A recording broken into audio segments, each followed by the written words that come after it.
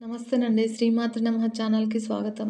ఆ లలితా పరమేశ్వరి అమ్మవారి ఆశీస్సులు మనందరిపైన ఉండాలని సదా కోరుకుంటున్నాను. మన ప్రాచీన, పురాణ, ఇతిహాస, ధర్మశాస్త్రాల్లో అన్ని కాలాలకు చెందిన స్త్రీ పురుషులందరికీ మేలును కలిగించే విశేషములైన అంశాలెన్నో ఉన్నాయి. వాటిలో పార్వతీ కళ్యాణం, సీతా కళ్యాణం, రుక్మిణీ కళ్యాణము చాలా ముఖ్యములైనవి. శ్రీ పార్వతీ కళ్యాణ కథ శివమహాపురాణంలోనూ, వాయుపురాణంలోనూ, స్కాంద పురాణంలోనూ వివరంగా వర్ణించబడింది. తర్వాత మహాకవి కాళిదాసు కుమార సంభవం అనే పేరుతో సంస్కృతంలో ఒక మహాకావ్యాన్ని వ్రాశాడు. ఈ పార్వతీ కళ్యాణాన్ని భక్తితో చదివిన స్త్రీ పురుషులకెవరికైనా సరే వెంటనే పెళ్లి జరిగి ఆ దంపతులకు గొప్ప సాహసవంతుడైన మరియు సుగుణవంతుడైన కొడుకు పుడతాడు. మరి వాళ్ళ ఇంట ఏ విధములైన దుష్టగ్రహ దోషాలు కూడా కలగవు.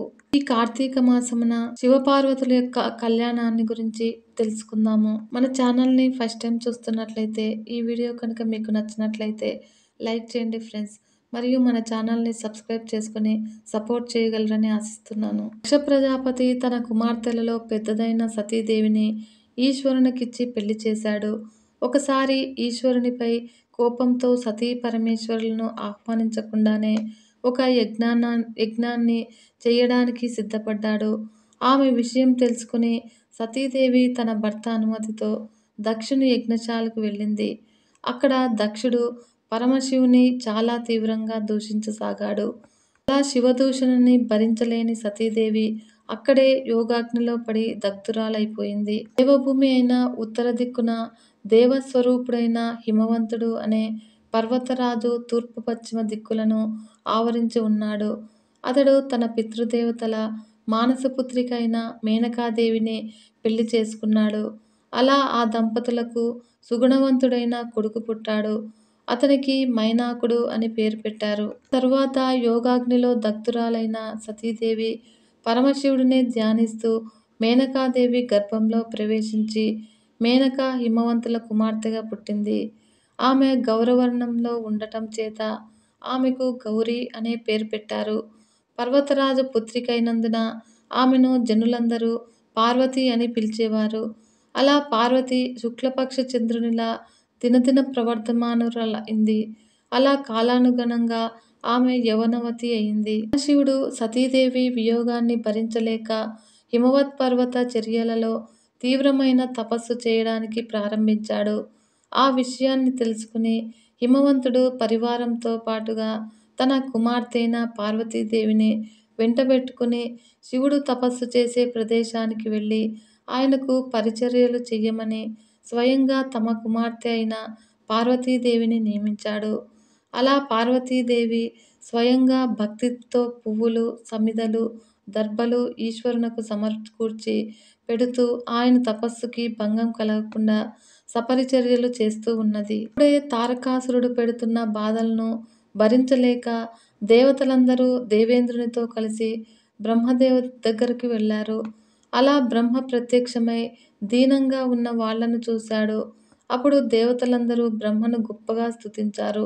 బ్రహ్మదేవ, సృష్టికి ముందు ఒక్కడివే అయిన నీవు సత్వ, రజో, తమో గుణాలను మూడింటిని విభజించి భేదస్వరూపుడవైన నీకు నమస్కారము.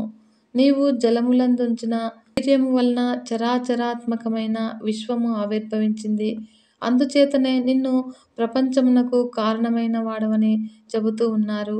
నీవే బ్రహ్మ, విష్ణు, మహేశ్వరులను సృష్టించి సృష్టి స్థితి సంహారకులకు కారణముడయ్యావు.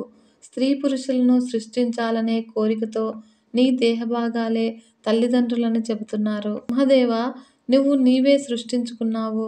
నిన్ను నీవే తెలుసుకుంటున్నావు. నీలో నీవే లయమవుతున్నావు. ఇతరులు ఆపేక్ష నీకు కొంచెం కూడా లేదు.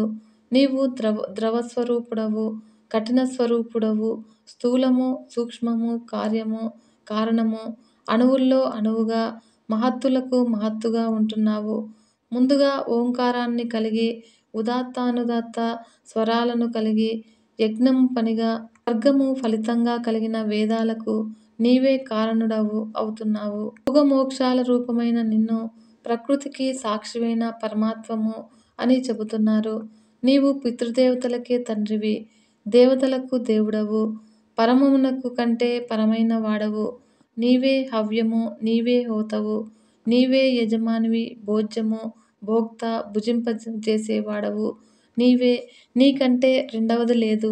ఈ విధంగా దేవతలు యథార్థ స్తోత్రానికి సంతోషించిన బ్రహ్మదేవతలను అనుగ్రహించి పరా, పశ్యంతి, మధ్యమ, వైఖరి అనే 4 విధాలైన భాష 4 ముఖాల నుంచి వెలువడింది. అలా దేవతల యోగక్షేమాలను అడిగాడు. వాళ్ళ ముఖాలు కాంతిహీనములై ఉండటానికి కారణాన్ని అడిగాడు. వారు తారకుని వలన తాము పడుతున్న బాధలను వివరించి వాణ్ణి సంహరించమని దేవతలు ప్రార్థించారు. బ్రహ్మ ఇలా చెప్పాడు: మీ కోరిక నెరవేరుతుంది, కానీ నేను వాణ్ణి సంహరించలేను. వాణ్ణి నేనే వృద్ధి పొందించాను. వృక్షాన్నైనా కూడా తానే పెంచి తానే నరుకుట తగినది కాదు కదా. వాణ్ణి చంపడానికి ఈశ్వర రేతస్సు నుంచి పుట్టినవాడే సమర్థుడవుతాడు, కానీ మరెవ్వరికీ సాధ్యం కాదు. ఈశ్వరుని రేతస్సును పార్వతీ మాత్రమే భరించగలదు. అందువలన శివము అయస్కాంతం చేత ఆకర్షింపబడినట్లుగా శివునకు పరిచర్యలు చేస్తున్న పార్వతీ మనస్సును పరమేశ్వరుడు ఆకర్షించేటట్లుగా ప్రయత్నించండి. ఆ పార్వతీ పరమేశ్వరుల కుమారుడు మీకు సేనాని అవుతాడు. ఈ విధంగా చెప్పి బ్రహ్మ అంతర్ధానం చెందాడు. ఆ దేవతలు కూడా కార్యాన్ని చక్కబెట్టడానికి దేవలోకానికి వెళ్ళిపోయారు. దేవేంద్రుడు పరమేశ్వరుని మనస్సును చెలింపజేయగలిగే శక్తి మన్మధునకు మాత్రమే ఉన్నదని నిశ్చయించి మనసులో తలుచుకున్నాడు. వెంటనే మన్మధుడు స్త్రీల కనుబొమ్మలను వంటి అందమైన ధనస్సుని భుజంపై ధరించి లేత మామిడి ముగ్గలను బాణంగా పట్టుకుని వసంతునితో కలిసి ఇంద్రుని ఎదుటకు వచ్చాడు. ఇప్పుడు దేవేంద్రుడు మన్మధుని చాలా గౌరవించి తన సింహాసనంపై కూర్చుండబెట్టుకుని, మిత్రమా, నాకు వజ్రాయుధము, నీవును 2 అస్త్రములు. వజ్రాయుధము సర్వశాలుర విషయంలో మందమైనది, నీవనే అస్త్రము సర్వ కార్యములలోనూ సమర్థమైనది, కార్యసాధనమైనది. నీ బలం నాకు తెలుసును. కావున నాతో సమానమైన వాడవైన నిన్ను దేవకార్య సాధనకై వినియోగిస్తున్నాను. తపస్సులో నిమగ్నుడై ఉన్న పరమేశ్వరుని పార్వతీ సేవిస్తున్నది. దేవతలను మిక్కిలిగా బాధించే తారకాసురుని చంపగల శక్తి ఈశ్వర రేతస్సు నుంచి పుట్టిన వానికే ఉన్నది. అందువలన ఈశ్వరుని మనస్సు పార్వతీని ఆకర్షించినట్లుగా నీ బాణాన్ని ప్రయోగించు. ఈ పనిలో నీకు వసంతుడు సహాయం అవుతాడు. ఈ పని పార్వతీదేవి వల్లనే కావలసినదే అయినప్పటికీ, బీజమే అంకురమును కారణమైనప్పటికీ ఉత్పత్తి కంటే ముందు నీరు ప్రధానమవుతున్నది. ఈ పనికి ప్రధానుడవు. నీ బాణప్రయోగం లేకుండా పరమశివునకు పార్వతిని చూడాలనే ఆసక్తి కలగదు. దీనివలన నీకు కలిగే కీర్తిని గుర్తించి నేను చెప్పనక్కర్లేదు. ఎందుకంటే యాచించేవాళ్ళు దేవతలు. పని 3 లోకాల వాళ్ళది. ఆ పని నీ బాణం చేత మాత్రమే సిద్ధిస్తుంది. నీ పరాక్రమము విచిత్రమైనది. ఈ విధములైన దేవేంద్రుని ఆజ్ఞాపూర్వకములైన మాటలను విని మన్మధుడు తన భార్య అయిన రతీదేవి, స్నేహితుడైన వసంతునితో కలిసి శివుని తపోభూమికి వెళ్ళాడు. ఆ వసంతుడు ప్రకృతినంతను ఫలింపచేశాడు. అయినప్పటికీ నందీశ్వరుని ఆజ్ఞ వలన అడవి నిశ్చలమైపోయింది. దేవదారు చెట్టు మొదట అరుగుపైన పులితోలు పరుచుకుని సమాధిలో కూర్చున్న మహేశ్వరుని మన్మధుడు చూశాడు. ఆ ఈశ్వరుడు వీరాసనంలో ధ్యానం చేస్తూ ఉన్నాడు. పాములతో జడలను పైకెత్తి కట్టుకున్నాడు. జపమాలను చేతిలో ధరించాడు. ప్రాణాయామం చేస్తూ ఉన్నాడు. అంతలో వనదేవతలైన చెలికత్తెలతో పువ్వులు మొదలైన వాటిని పట్టుకుని వస్తున్న పార్వతీదేవిని మన్మధుడు చూశాడు. పార్వతీదేవి పరమశివుని దగ్గరకు వచ్చింది. అదే సమయంలో ఈశ్వరుడు తన తేజస్సును సాక్షాత్కరింపచేసుకుని యోగాన్ని విడిచిపెట్టాడు. ఇప్పుడు నంది శివునకు నమస్కరించి సేవాభావంతో పార్వతీ వచ్చిన విషయాన్ని చెప్పాడు. పార్వతీదేవి, చెలికత్తెలు తాము తెచ్చిన పువ్వులను శివుని పాదాల దగ్గర పెట్టారు. పార్వతీదేవి కూడా తన జడలో ధరించిన పువ్వులు జారునట్లుగా వంగి నమస్కరించింది. అప్పుడు శివుడు ఆమెను అవతిపోరు లేని ప్రియుని భర్తగా పొందుమని ఆశీర్వదించాడు. ఆ మన్మధుడు వాళ్ళిద్దరినీ దగ్గరగా చూశాడు. తాను పూలబాణాన్ని ప్రయోగించడానికి ఇదే తగిన సమయమని నిర్ణయించుకొని తన వింటినారిని సంధించాడు. పార్వతీదేవి తామర పూసల తావళాన్ని శివుని చేతికిచ్చింది. ఆ దండని అందుకోవడానికి శివుడు తీసుకోవడానికి సిద్ధపడ్డాడు. అదే సమయంలో మన్మథుడు బాణాన్ని వింటికి సంధించాడు. అతడు బాణాన్ని ప్రయోగించే లోపే శివునిలో కొంచెం ధైర్యం తగ్గి తన 3 కళ్ళలోనూ ఎర్రని పెదవిగల పార్వతీ ముఖాన్ని చూశాడు. పార్వతీదేవికి కూడా ఒళ్లంతా పులకరించగా సిగ్గుతో ముఖాన్ని అడ్డంగా తిప్పుకున్నది. ఇంతలో జితేంద్రియుడైన శివుడు తన మనసులు చలించడానికి కారణం ఏమిటా అని నలువైపులా చూశాడు. అప్పుడు ఎడమ కాలుని వంచి బాణాన్ని ప్రయోగించడానికి సిద్ధంగా ఉన్న మన్మథుని చూశాడు. వెంటనే శివుని 3వ కంటి నుంచి అగ్నిజ్వాలలు బయటికి వచ్చాయి. ఆ జ్వాలలు దేవతలు వారించేలోపుగానే మన్మథుని దహించి వేశాడు. తన భర్త కాలిపోవడాన్ని చూసి రతీదేవి మూర్ఛపోయింది.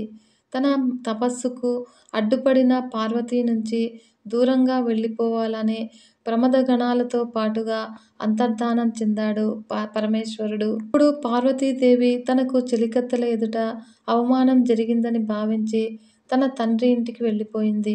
కళ్ళ ఎదుటనే మన్మథుడు కాలిపోవడం చూసిన పార్వతీదేవి శివునిచే తన కోరిక నెరవేరక పోవడాన్ని తలుచుకొని తన రూపాన్ని తానే నిందించుకున్నది.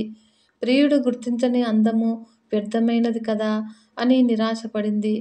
ఏ విధమైన దోషం లేని అందమైన శరీరాన్ని పొందటానికి తపస్సు చేయాలని నిర్ణయించుకుంది. తమ శరీరాన్నిచ్చే భర్తను పొందడానికి తపస్సు మాత్రమే సాధ్యమని అనుకున్నది. తన కూతురి నిశ్చయాన్ని తెలుసుకున్న మేనకాదేవి ఉమా అని పలికింది. అందుచేతనే పార్వతీదేవిని ఉమాదేవి అని పిలుస్తున్నారు. ఈ దిరిసెన పువ్వుల వలె అతి కోమలమైన నీ శరీరము రాతి వంటి మిక్కిలి కఠినమైన తపస్సును భరించలేదు. స్థిరమైన నిశ్చయం కలిగిన పార్వతీదేవి మనసును మేనకాదేవి మరలించలేకపోయింది. అలా పట్టుదల గల మనసును లోతునకు ప్రవహించే నీటిని ఎవ్వరూ నిరోధించలేరు కదా. ఆ నిశ్చల చిత్తురాలైన పార్వతీదేవి కోరిక తెలుసుకున్న తండ్రి హిమవంతుని తన కోరిక నెరవేరే వరకు తాను తపస్సు చేసుకోవడానికి అనుమతినిమ్మని చెలికత్తెల చేత అడిగించింది. అంతటా హిమవంతుడు తన కుమార్తె పట్టుదలకు సంతోషించి ఆమె తపస్సు చేయడానికి అంగీకరిస్తూ ఒక విశాలమైన శిఖరం మీద ఆమె తపస్సు చేయడానికి తగిన ఏర్పాట్లను చేయించాడు. అప్పుడు పార్వతీదేవి తపస్సు చేసిన శిఖరమే నేడు గౌరీ శిఖరంగా పేరు పొందింది. పార్వతీ తపస్సు ప్రారంభించడానికి ముందు తన అలంకరణలను అన్నింటినీ విడిచిపెట్టేసింది. సూర్యకాంతి గల నారచీరను కట్టుకున్నది. ఆమె ముఖము తల దువ్వి పువ్వులతో అలంకరించినప్పుడు ఎంత అందంగా ఉంటుందో ఆ తపస్వినిగా జడలు కట్టినప్పుడు కూడా అంతే అందంగా ప్రకాశిస్తూ ఉన్నది. నియమాన్ని అనుసరించి పార్వతీదేవి కుంజత్రాటిని 3 పీటలుగా ధరించింది. దానిచేత ఆమె కటిభాగం కందిపోయి ఎర్రగా అయింది. ఆ దేవి పెదవులకు లత్తుక పూయుటకు, ఒంటికి మంచి గంధాన్ని పూసుకోవడానికి ఉపయోగించే చేతులు ఇప్పుడు దర్భలను కోయడానికి, జపమాలని తిప్పడానికి ఉపయోగిస్తున్నది. శ్రేష్టమైన మెత్తని పక్కపై పడుకునే పార్వతీదేవి తన చేతినే దిండుగా చేసుకుని రాతిపై పడుకొని ఉంటున్నది. వ్రతనియమంలో ఉన్న గౌరీదేవి తన విలాసమైన చేష్టలను తీగలయందును, చెంపల దృష్టి 6 లేళ్లయందును మాత్రమే నిలిపి ఉంచింది. ఆ పార్వతీదేవి తన ఆశ్రమంలో ఉన్న చిన్న చెట్లకు నీళ్లు పోస్తూ తన కుమారునకు పాలు పడుతున్నట్లుగా ప్రేమను చూపిస్తూ ఉన్నది. స్నానము, హోమము, నారచీర ధారణ, స్తుతిపాఠము కలిగిన గౌరీదేవిని చూడటానికి ఒకనాడు మునులు వచ్చారు. ధర్మం చేత పెద్దవాళ్ల విషయంలో వయసుని ఎంచరు కదా. పార్వతీదేవి తపోభూమిలో పరస్పర వైరము గల జంతువులు తమ విరోధాన్ని విడిచిపెట్టడం చేతను, చెట్లు కోరిన పండ్లను ఇవ్వడం చేతను, కొత్త పర్ణశాలల్లో అగ్నిహోత్రము చేయడం చేతను ఆ ప్రదేశము చాలా పవిత్రమైనది. తాను చేస్తున్న తపస్సు వలన ఫలితం సిద్ధించదని గ్రహించిన పార్వతీదేవి తన కోమలమైన శరీరాన్ని లెక్క చెయ్యక మరింత కఠినమైన తపస్సునకు సిద్ధపడింది. ఆ దేవి గ్రీష్మకాలంలో 4 దిక్కులలోనూ ఉన్న అగ్నులతో పాటుగా 5వ అగ్నిగా సూర్యుని తేజస్సు చేత వెలుగుతూ పంచాగ్ని తపస్సు చేసింది. ఆ విధంగా తప్పించబడిన పార్వతీదేవి అయాచితంగా లభించిన నీళ్లను, చంద్రకిరణాలను మాత్రమే ఆహారంగా స్వీకరిస్తూ తపస్సు చేసింది. ఆ పంచాగ్ని మధ్యలో తపించిన ఆమె శరీరంపై తొలకరి జల్లులు పడటం చేత కొంత ఉపశమనం కలిగింది. మొదటి వర్షపు నీటి బిందువులు ముందుగా ఆమె కనురెప్పలపై పడి, పెదవి మీదుగా జారి క్రమంగా నాభిలోకి ప్రవేశించింది. క్రమంగా జడివాన కురిసినప్పుడు ఆ పార్వతీదేవి రాతిమీద పడుకోగా ఆమె తపస్సునకు సాక్ష్యముల వలె మెరుపులు మెరిశాయి. ఆ పుష్యమాస రాత్రులలో మంచు పడుతూ ఉండగా చల్లని నీటిలో నిలిచి చక్రవాక పక్షులను చూస్తూ ఉన్నది. ముఖంలో ఎండిపోయిన, రాలిపోయిన ఆకులను తినుట గొప్ప తపస్సు అని చెబుతారు. కానీ ఆ పార్వతీదేవి అలా ఎండి రాలిన ఆకులను కూడా తినకుండా తపస్సు చేయడం వలన ఆమెను పురాణమును తెలిసిన వాళ్ళు అపర్ణ అని పిలిచారు. తామరతూడు వలె మృదువైన ఆమె శరీరము ఈ విధంగా ఎండకు ఎండి, వానలో తడిసి, చలికి వణికి మహామునుల తపస్సులను అతిక్రమించింది. మాయా బ్రహ్మచారి రూపంలో శివుడు అక్కడికి వచ్చాడు. ఒకనాడు నల్ల లేడి చర్మమును, మోదుగు దండాన్ని ధరించి నేర్పుతో మాట్లాడగలిగి బ్రహ్మ తేజస్సు చేత ప్రకాశిస్తూ మూర్తీభవించిన బ్రహ్మచర్యాశ్రమం వలె ఉన్న ఒక బ్రహ్మచారి పార్వతీదేవి తపోవనానికి వచ్చాడు. అంతటా పార్వతీదేవి ఆయనకు ఎదురు వెళ్ళి గౌరవంగా సపర్యలను చేసి ఆశ్రమానికి తీసుకువచ్చింది. అంతఃస్థైర్యము కలవాళ్ళు సమానములైనప్పటికీ ఇతరులపై అధికమైన గౌరవాన్ని చూపిస్తారు. విధిపూర్వకంగా పార్వతీదేవి చేసిన పూజా సత్కారాలను పొంది అలా కొంతసేపు మార్గాయాసము తీర్చుకునే వాని వలె నటించి ఉమాదేవిని ఏ విధమైన మనోవికారము లేకుండా చూస్తూ క్రమపద్ధతిలో మాట్లాడటానికి పూనుకున్నాడు ఆ పరమేశ్వరుడు. ఉమాది కర్మలకు సమిధలు, దర్భలు కష్టపడకుండా దొరుకుతున్నాయా? ఇక్కడి నీళ్లు నీకు స్నానానికి యోగ్యములై ఉన్నాయా? నీ శక్తి అనుసరించే తపస్సు చేస్తున్నావు కదా! ఎందుకంటే ధర్మ సాధనలో నీ శరీరమే మొదటి కదా! నీవు నీళ్లు పోసి పెంచుతున్న ఈ తీగల చిగుళ్ళు బాగా పెరుగుతున్నాయా? అని నీ అచంచలములైన చూపుల చేత లేళ్ళు తమ జాతి దానవే అని భ్రమతో నీ చుట్టూ తిరుగుతూనే నీ చేతిలోని దర్భలను లాగినప్పుడు నీకు వాటిపై కోపం కలగడం లేదు కదా! ఎందుకంటే తపస్సు చేసే వాళ్ళకి కోపం కలగకూడదు పార్వతీ. అందము పాపకార్యాన్ని చెయ్యవద్దు అనే మాట నీయందు సత్యమై ఉన్నది. అందుచేతనే మునులందరూ నిన్నే అనుసరిస్తూ ఉన్నారు. నీ తండ్రి అయిన హిమవంతుడు నిన్ను కుమార్తెగా పొందడం వలన పవిత్రుడైనట్లుగా మరి ఇతరములైన వాటి చేత పవిత్రుడు కావడం లేదు. నీవు త్రివర్గాలలో ధర్మాన్ని మాత్రమే అనుసరించడం వలన నేను ధర్మమే త్రివర్గాలలో గొప్పదని తెలుసుకున్నాను. 7 మాటల చేత స్నేహం ఏర్పడుతుందని విద్వాంసులు చెబుతున్నారు. కావున సుందరి, నన్ను పరాయివాణ్ణిగా భావించకు. బ్రాహ్మణునకు సహజమైన స్వభావం చేతను, నీతో ఏర్పడిన స్నేహము చేతను గొప్ప సహనగుణం కలిగిన నిన్ను ఒకటి అడగాలనుకుంటున్నాను. రహస్యము కానిదైతే సమాధానం చెప్పు అని ఇలా అడిగాడు పరమశివుడు. మొదట బ్రహ్మ అయిన హిరణ్యగర్భుని వంశంలో పుట్టిన దానవు. 3 లోకాల సౌందర్యం రాశితో పోసి సృష్టించబడిన అందగత్తెవి. ఐశ్వర్య సుఖం కోసము నీవు వెతుకనక్కర్లేదు. కొత్త యవ్వన వయస్సులో ఉన్న దానవు. ఇంతకంటే తపస్సుకి ఫలితమేమిటో చెప్పు. సాధారణంగా స్త్రీలు భరించలేని అవమానాన్ని పొందినప్పుడే ఈ విధమైన తపస్సు చేయడానికి పూనుకుంటారు. అటువంటిది నీకు ఎన్నడూ జరగదు. ఎందుకంటే ఇతరులకెవ్వరికీ లభించని, విచారము లేని రూప సౌందర్యము కలదానవు. నీ తల్లిదండ్రుల వలన నీకెటువంటి అవమానము కలగదు. ఇంకా ఇతరుల వలన ఏ విధంగానూ అవమానం జరగదు. పాము పడగలపై ఉన్న మణిని పొందడానికి ఎవడూ సాహసించడు గదా! యవ్వనంలో ధరించవలసిన ఆభరణాలను విడిచిపెట్టి ముసలితనంలో ధరించవలసిన నారబట్టలను ఎందుకు ధరించావో చెప్పు. చంద్రుడు, నక్షత్రాలతో కూడిన రాత్రి సమయంలో సూర్యోదయానికి అర్హమవుతుందేమో చెప్పు. స్వర్గాన్ని కోరి తపస్సు చేస్తున్న దానివైతే నీ శ్రమ వ్యర్థమే. ఎందుకంటే నీ తండ్రి నివాసభూతములే దేవతా విహార స్థలాలు. లేదా వరుని గురించి తపస్సు చేస్తున్న దానివైతే ఇంకా తపస్సు చాలించు. రత్నాన్ని ధరించే వాళ్ళే వెతుక్కుంటారు కానీ, రత్నము తనను ధరించే వాళ్ళ కోసము వెతకదు కదా! నీ వేడి నిట్టూర్పు వలన నీవు వరుని కోసమే తపస్సు చేస్తున్నట్లుగా నా మనసులో సందేహం కలుగుతున్నది. నీవు వరించతగిన వాడే ఉండడు. అయినా నీవు వరించినప్పటికీ లభించని వాడెవడుంటాడు? ఆహా! నిన్ను ఇంతగా కష్టపెడుతున్న ఆ యువకుడు ఎవడో కానీ తన సౌందర్య గర్వంతో మోసపోయాడని నేను భావిస్తున్నాను. ఇటువంటి స్థితిలో నిన్ను చూసి మనస్సున్న వానికెవ్వనికైనా మనసు మండుతుంది. గౌరీ! ఎంతకాలం నీవిలా కష్టపడతావు? ఇంక నీ తపస్సు చాలించు. నేను కూడా తపస్సు చేసిన వాడినే. కావాలంటే నా తపస్సులో సగభాగాన్ని నీకు ఇస్తాను. దానివలన నీవు కోరిన ప్రియుని పొందవచ్చును. అతడెవడో నాకు చెప్పు అని ఈ విధంగా బ్రహ్మచారి అయిన బ్రాహ్మణుడు అడగ్గా సిగ్గుతో తాను చెప్పలేక పక్కనున్న తన చెలికత్తెల వైపు చేసింది. ఇప్పుడు పార్వతీ చెలికత్తె బ్రహ్మచారితో ఇలా చెప్పింది. విద్వాంసుడా! మా పార్వతిని గురించి తెలుసుకోవాలని నీకు కుతూహలంగా ఉన్నది. చెబుతాను విను.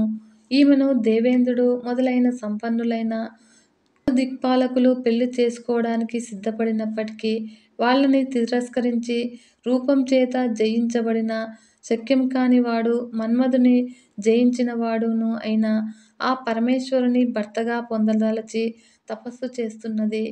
పూర్వము మన్మధుడు ప్రయోగించిన బాణాన్ని ఆ ఈశ్వరుడు హూంకారంతో కూపించగా అది వెనక్కి వచ్చి ఈ పార్వతీ గుండెల్లో గాఢంగా నాటుకున్నది. అప్పటినుంచి తండ్రి ఇంట మదనావస్థను పొందిన ఈ పార్వతీదేవి నుదుటిపై చందనాన్ని పూసుకున్నప్పటికీ ఒక్కనాడు కూడా ఉపశమనాన్ని పొందలేదు. మంచుతో గట్టిపడిన రాతి పలకలపై పడుకోగా ఈమె శరీరపు వేడికి ఆ మంచు పలకలు కరిగిపోయిందే కాని ఈమెకు చల్లదనం కలగలేదు. తన ప్రియుని చిత్రాన్ని పటంలో గీసి ప్రియుడా! నీవు అన్నీ తెలిసిన వాడవని పండితులు చెబుతున్నారు. మరి నీ పైనే మనస్సును నిలిపిన నన్నెలా తెలుసుకొనలేకపోతున్నావు అని ప్రశ్నించేది. రాత్రి 3 జాములు మెలకువగా ఉండి 4వ జామున క్షణకాలం కన్నులు మూసి శివుడు వచ్చి వెళ్ళిపోతున్నట్లుగా కలగని నీలకంఠ ఎక్కడికి వెళ్ళిపోతున్నావు అని పలవరిస్తూ మేలుకొనేది. జగన్నాథుడైన ఆ పరమేశ్వరుని ఎన్నటికీ చూడలేక తండ్రి అనుమతిని తీసుకొని తపస్సు చెయ్యాలనే ఆలోచనతో మాతో కలిసి ఈ తపోవనానికి వచ్చింది. ఈమె తపస్సు ప్రారంభించే ముందు ఈమె నాటిన విత్తనము మొలకెత్తి పెద్ద చెట్టై పుష్పించి ఫలించి ఈమె తపస్సుకి సాక్ష్యంగా నిలిచింది. కానీ ఈమె కోరిక మాత్రము ఇంకా మెలకెత్తనైనా లేదు. తపస్సు చేత కృశించిపోయిన ఈ పార్వతిని చూస్తున్న మాకు ఎండిపోయిన గేటి చాలును తడిపిన దేవేంద్రునిలా దుర్లభమైన ఈశ్వరుడెన్నడు అనుగ్రహిస్తాడో మేము తెలుసుకోలేకపోతున్నాము. ఈ విధంగా పార్వతీదేవి హృదయాన్ని రహస్యం లేకుండా చెప్పిన చెలికత్తెల మాటలను విని ఆ బ్రహ్మచారి ఓయి నీ చెలికత్తె చెప్పిన మాట నిజమేనా అని అడిగాడు. పార్వతీదేవి నమస్కరించి జపమాలని మోచేతిలో వేసుకుని సిగ్గుపడుతూ బ్రహ్మచారితో చెప్పింది. వేద విధుల్లో శ్రేష్ఠుడా! నీవు విన్నదంతా నిజమే. ఉన్నత పదవిని పొందడానికి తపస్సే తగిన సాధనం కదా! కోరికలను పొందడానికి పుణ్యం లేదు కదా! పార్వతీ మాటలను విని ఆ బ్రహ్మచారి ఆ పరమేశ్వరుడు చాలా అమంగళకరములైన అలవాట్లు కలవాడని తెలిసి కూడా మళ్ళీ వానినే వరిస్తున్నావు. వానిని గురించి ఆలోచించి నీ ప్రయత్నాన్ని విడిచిపెట్టు. ఈ వస్తువుని పొందాలనే పట్టుదల పలకల పార్వతీదే మంగళకరమైన వివాహక కంకణం ధరించిన నీ చేతిని పాములను కడియములుగా ధరించిన ఆ శివుడు తన చేతితో మొదటిసారిగా పట్టుకున్నప్పుడు నీవు ఏ విధమైన ఓర్పుతో గలవు?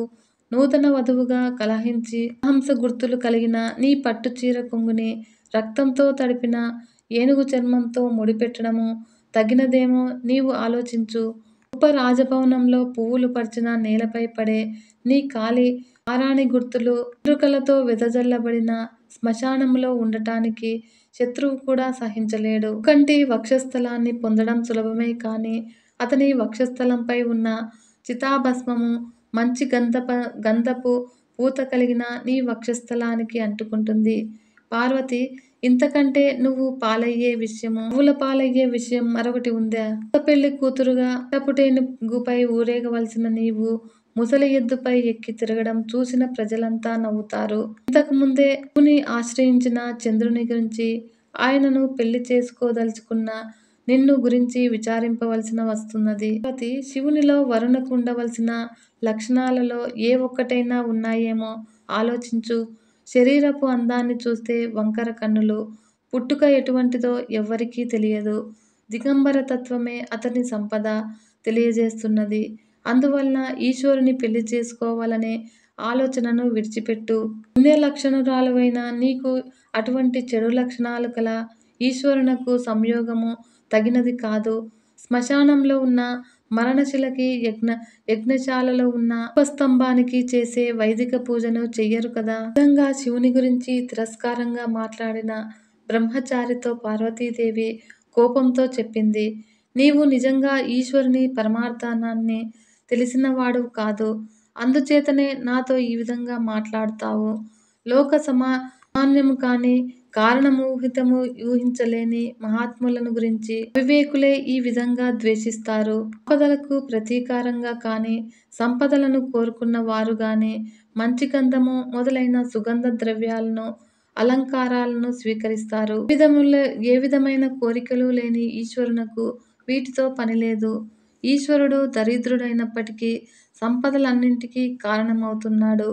శ్మశానవాసి అయినప్పటికీ 3 లోకాలకు అధిపతి అవుతున్నాడు. భయంకర రూపం కలిగినప్పటికీ శివుడు సౌమ్యుడు అని చెబుతున్నారు. శివుని నిజతత్వాన్ని ఎవ్వరూ ఎరుగరు. శివుడు ఆభరణాలను ధరిస్తాడు, పాములను కూడా ధరిస్తాడు, ఏనుగు చర్మాన్ని ధరిస్తాడు, పట్టుబట్టని ధరిస్తాడు, వీణను పట్టుకుంటాడు, బాలచంద్రుని ధరిస్తాడు. విశ్వమూర్తి అయిన శివుని శరీరము ఇలా ఉంటుందని నిర్ధారణ చెయ్యలేనిది. శివుని శరీరము స్పర్శచేత చితాభస్మము పరిశుద్ధిని కలిగిస్తుంది. కావుననే ఆయన తాండవం చేసినప్పుడు రాలిన భస్మాన్ని తలపై ధరించడానికి దేవతలు తన కిరీటాలకు పూసుకుంటున్నారు. టపుటేనుగుపై ఊరేగుతూ వచ్చే దేవేంద్రుడు ఎద్దుపై ఎక్కి వచ్చే శివుని చూసి ఏనుగు దిగి శివుని పాదాలకు తన శిరస్సుతో నమస్కరిస్తూ ఉన్నాడు. ఓయి బ్రాహ్మణ, నష్టస్వభావం చేత శివునిలో అన్ని దోషాలనే చెప్పబోయి ఒక్కటి మాత్రం నిజమే చెప్పావు. స్వయంభువుడైన బ్రహ్మ పుట్టుకకు కారకుడైన ఆ పరమేశ్వరుని పుట్టుకను తెలిసికొనడం ఎవ్వరికీ సాధ్యం కాదు. ఇంక నీతో వాదం చాలును. ఆ పరమేశ్వరుడు నీవు చెప్పినట్లే ఉండుగాక. నా మనస్సు అతనిపైనే లగ్నమై ఉంది. స్వేచ్ఛగా సంచరించే వాళ్ళు ఇతరుల మాటలను వినరు. చెల్లులారా, ఈతడు ఇంకా ఏదో మాట్లాడటానికి వాని పెదవులను కదులుతున్నాడు. మహాత్ములను దూషించిన వాళ్లే కాక, ఆ దూషణలను విన్నవాళ్ళు కూడా పాపాత్ములే అవుతారు. వీనిని నివారించండి, లేదా నేనే ఇక్కడ్నుంచి వెళ్ళిపోతాను అని చెప్పి పార్వతీదేవి అక్కడ్నుంచి లేచినప్పుడు ఆమె పిట జారింది. అప్పుడు ఈశ్వరుడు నిజరూపంతో ఆమె పిటకొంగును పట్టుకున్నాడు. అప్పుడు ఈశ్వరుడు, సుందరాంగి, నీ తపస్సు చేత నన్ను నీవు కొన్నావు. నేటినుంచి నేను నీ పాద సేవకుడను అని చెప్పాడు. ఆ మాటలను విని పార్వతీదేవి తాను తపస్సు వలన పొందిన కష్టాన్ని మర్చిపోయింది. కష్టము ఫలించగానే తిరిగి కొత్త శక్తి పుంజుకుంటుంది. తన తండ్రి కన్యాదానం చెయ్యగా తనను భార్యగా స్వీకరించుము అని పార్వతీదేవి తన చెలికత్తెల చేత శివునకు చెప్పించింది. పార్వతీదేవి మాటలకు శివుడు అంగీకరించి సప్త మహర్షులను స్మరించాడు. తపస్సు చేత తేజోవంతురాలైన సప్త మహర్షులు అరుంధతీ దేవితో కలిసి నలువైపులా ప్రకాశింపచేస్తూ శివుని దగ్గరకు వచ్చారు. ఆ మహర్షులు ముత్యాల జంధ్యాలను ధరించి, బంగారపు నారవస్త్రాలను కట్టుకుని, రత్నాల జపమాలను చేతుల్లో పట్టుకుని విరాజిల్లుతూ ఉన్నారు. అలా పరమేశ్వరుడు పార్వతీదేవిని వివాహమాడారు. తెలుసుకున్నారు కదా ఫ్రెండ్స్. ఓం నమః శివాయ. నమస్తే.